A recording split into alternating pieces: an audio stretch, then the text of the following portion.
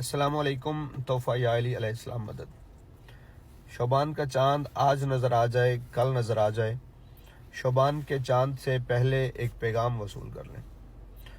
امام جعفر صادق علیہ السلام فرماتے ہیں کہ جب بھی شعبان کا چاند نظر آتا تو اللہ کے نبی اپنے صحابہ سے کہتے کہ جاؤ سارے شہر میں یہ اعلان کر دو کہ ہے کوئی جو مجھ محمد کی مدد کرے۔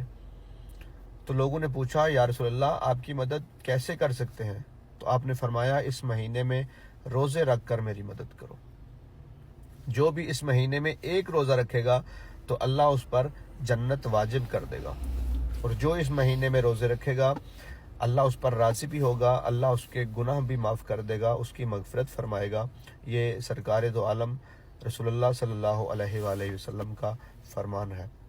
تو کوشش کریں اس مہینے کا آغاز ہی روزے سے کریں۔ جو یکم شعبان کا روزہ ہے یہ بہت زیادہ اجر و ثواب کا حامل ہے، اور جو انسان یکم کو نہیں رکھ سکتا تو سارا مہینہ ہے زیادہ سے زیادہ روزے رکھیں، ثواب کمائیں، برکتوں والا مہینہ ہے۔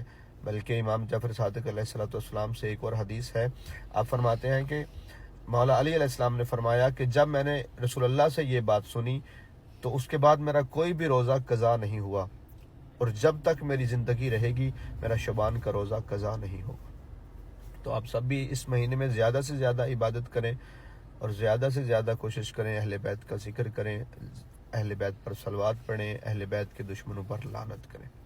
والسلام والحمد للہ رب العالمین۔